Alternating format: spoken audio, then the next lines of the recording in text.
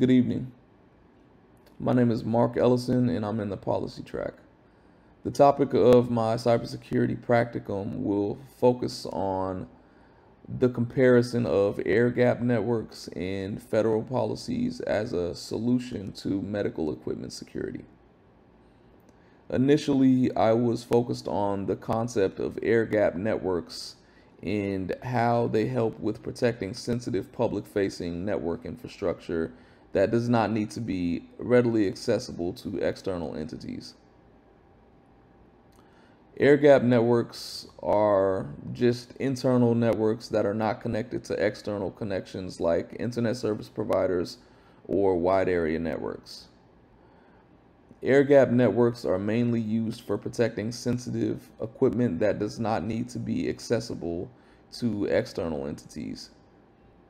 So an air-gapped network is basically where it's just a network that's separated from the internal network that's getting out to the internet, basically. And it's to protect specific equipment that doesn't need to be accessible to external entities in the first place, just so they could have that form of security. And if there is a data breach, it won't reach the air-gapped network because it's not connected to that internal network that's connected to the external provider or a wide area network.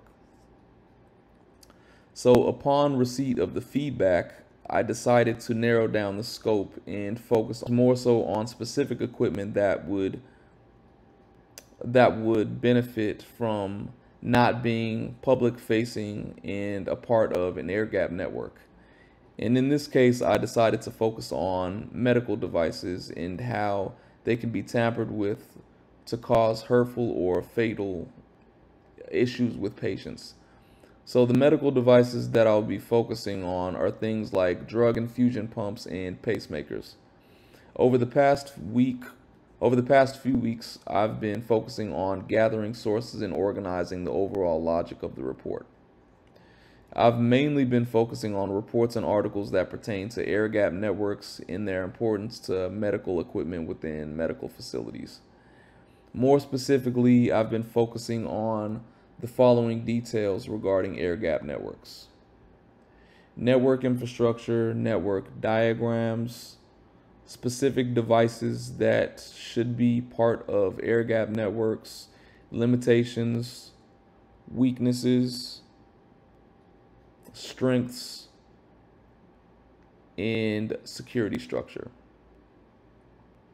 For the next week, I'll be focusing on cyber attacks that are affiliated with medical equipment. More specifically, I'll focus on the following details: specific types of cyber attacks, past incidents and their effects, security vulnerabilities that lead to cyber attacks, the particular medical equipment that is vulnerable to these attacks, the possibilities of how each device can be tampered with, the harmful effects that tampering with medical devices can cause. And regarding feedback, the feedback that I'd be looking for is any particular details that I may be missing that could help with fleshing out the concept of air-gapped networks and their strengths and weaknesses. Just anything that I could possibly be missing that I can include in my research. Thank you.